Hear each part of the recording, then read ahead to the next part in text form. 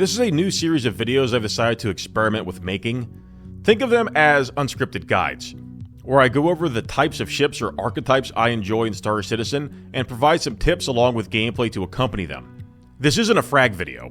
I'm not posting these as an uninteresting montage to show off how amazing I think I am. Instead, I aim to share some of my experiences, successes, and failures to better help you understand and perhaps encourage you to try things out yourself.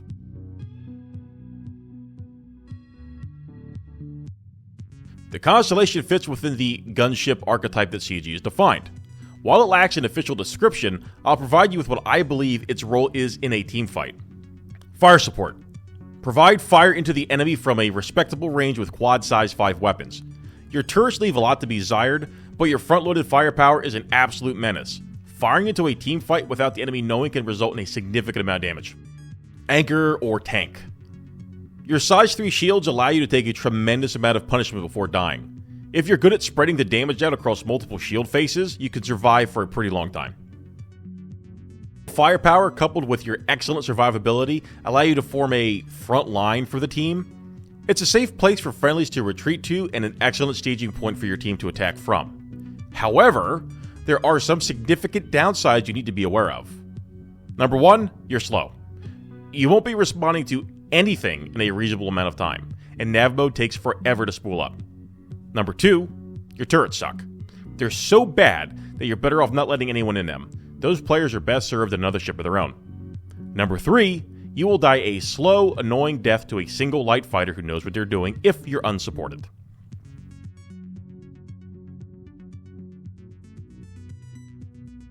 Power management is important for Star Citizen PvP. If you've done any of it, you know this. I don't want to go into the numerical specifics of what each power setting currently does, because all of that is subject to change. Instead, I want to give you a broad idea of what they do and when you would want to use them, just to future-proof this video a little bit. Note, I will include what my keybinds are in the upper right of the screen. Feel free to use them as inspiration for your own. Number 1, neutral. This is 33% to all systems. You have no significant advantages or disadvantages with this setting. Number 2, 100% weapons. You have a larger capacitor and faster capacitor recharge rate for energy weapons. I typically use this at the start of a fight and switch off it as soon as I fire off the extra capacitor it gave me. Number 3, 100% shields. Your shields will reduce damage taken and regenerate faster. I usually use this when I am being focused by multiple enemies or in a head-on duel with another Connie after I fired off my extra energy capacitors from the weapon's power buff. Number 4, 100% engines. This increases the performance of your ship. Your boost is generally more efficient, recharges faster, and your handling is increased, such as pitch and yaw. I will often use this to try and sling my nose around on unsuspecting light fighters who are orbiting me, to rotate my shield faces more effectively, or to get out of harm's way.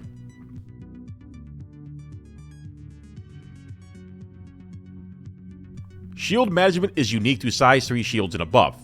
You are able to redirect power from each face and reinforce another.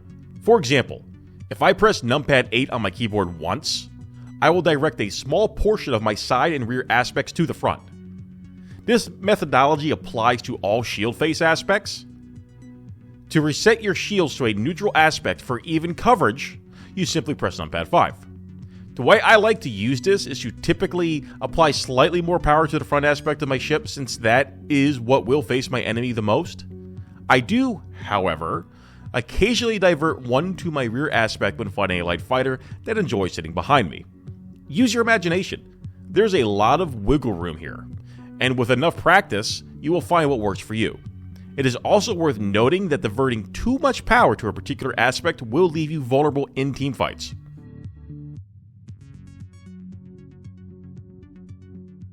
Not a lot of people talk about these because, in general, they suck. But you can control your weapons independently of your ship's nose. By default, your weapons fire forward and move with your nose. This gives you a maximum rate of fire, and thus maximum DPS output. However, you can manually control these by pressing and holding G, which will activate the manual targeting. Once you do this, you no longer have to hold G. To reset it, you simply press G again, and it goes back to fixed aim. I find this most useful when fighting squirrely light fighters who think they are around my guns because they are around my nose. I've killed many light fighters using this trick, probably because most people don't do this, and nobody's used to it.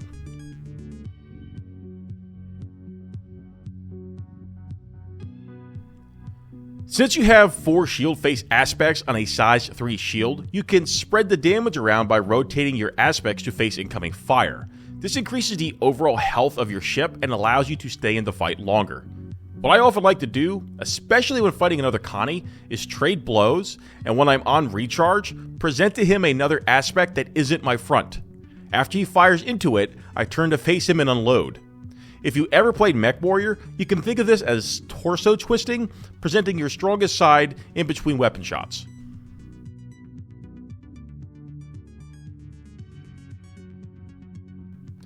So now that we have all of these basics out of the way, let's break down some fights against other players in AC and see these concepts in action.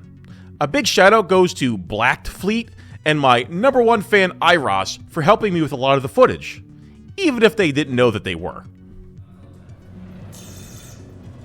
Here's an example of me using the fixed guns correctly. It's a big target that's close, so I'm getting maximum DPS. Using manual gimbal here wouldn't help me at all. It would actually hurt me. So I pop him. Another target.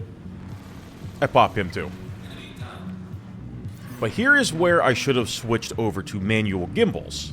And by not doing so, you'll notice I'm missing a lot of shots, and I'm struggling in the atmosphere to get my nose onto the target. I can't get the guns on this guy. Even though we're all moving so slow, there's just too much resistance for the Constellation.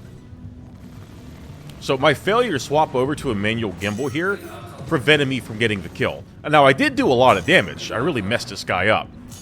But I didn't get the kill. Same match, similar scenario. I'm fighting a Constellation, close range, full power to weapons, getting max DPS on this guy. There's no reason for me to swap to anything else. I get a powerful charge, near full capacitor, and I start unloading on him.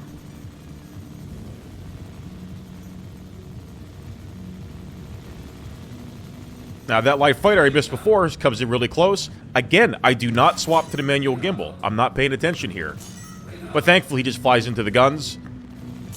And even though he's doing that, I'm struggling. But I still pop him for the win. So here I'm fighting another Constellation. You can see I already have my shield reinforced to the front by 1. Pretty standard for me when fighting a Connie. Swap over to the weapons. I want to get max capacitor. And I start engaging at a pretty long range, about 1.5. That's comfortable with a Connie. Ideally, closer is better.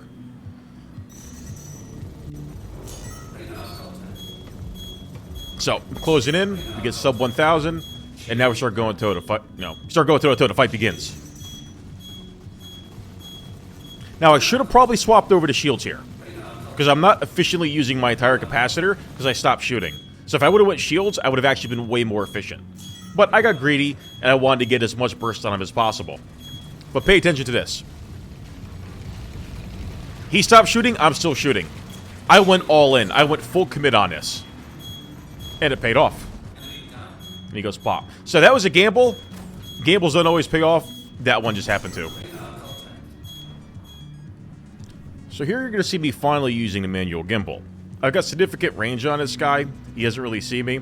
So I go full power to weapons, and I just start unloading on him. Rate of fire is lower, chance to hit's a bit higher. So I keep trying to close on this guy. And even with this, it's still hard to hit him. Even a bad pilot like Iros is hard to hit. But I keep trying. And here's getting to that sweet spot under 1,000. And look at that tracking. Oh, and he goes down. But that's what I'm talking about. That manual tracking right there, that manual gimbal, perfect for light fighters. So, here we go. Iros has once again volunteered to be in another clip. And this is not just me beating up on Iros. There's something I do wrong here that I want to point out. So, I've got my weapons on full power. Because in my mind, I'm going to fire at the sky a lot. I want to have as much rounds as put down range as possible. But what I should really be doing here, in this particular scenario, is swapping over to engines and keeping it on engines. Because you can see, I don't need all this extra capacitor, because I'm still not really hitting them, and I would have been much better off having full engine. Now he gets close here, and right there, if I had full engines, I could have slung around a lot quicker and stayed on him a lot better, because it affects my pitch and my yaw. But I made a mistake. I still got full-powered weapons. Same thing. Pitch there would have helped. Full-powered engines would have helped.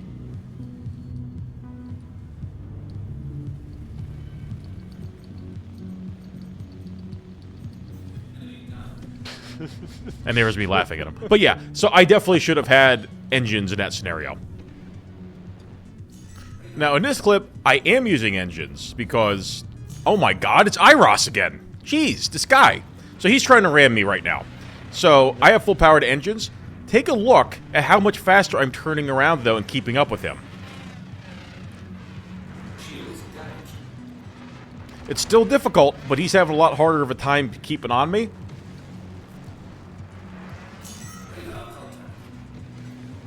Now I'm just trying to be as uncooperative as possible.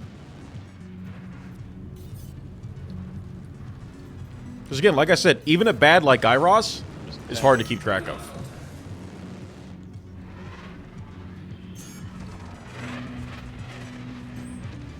Now there I boost.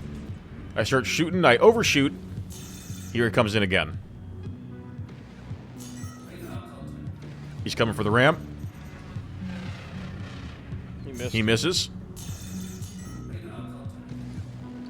Now pay attention to this.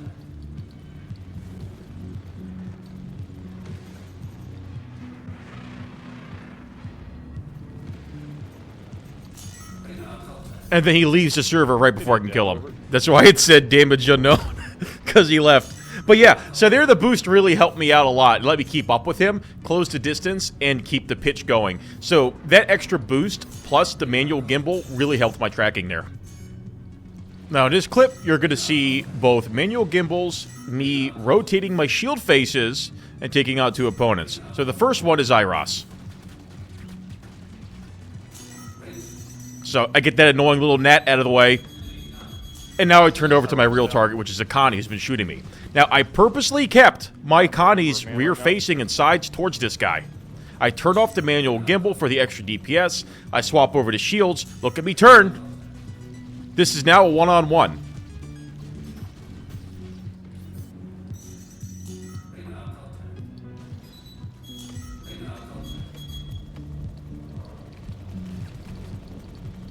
I went full-powered weapons for that part right here. I'm going full commit. I turn again. Shoot my side shields. I'm getting that regen. I check my shields. I got enough HP. I'm ready to recommit.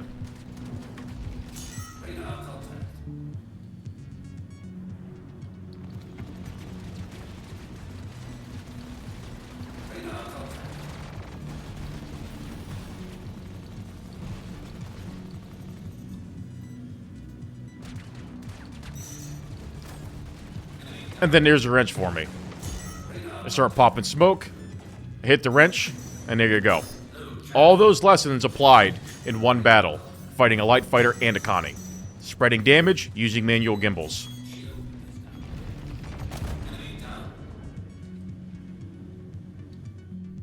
Playing the Connie is a ton of fun. Watching videos isn't enough to improve though. I once again implore you to get in there and give it a chance. Try it out, improve yourself.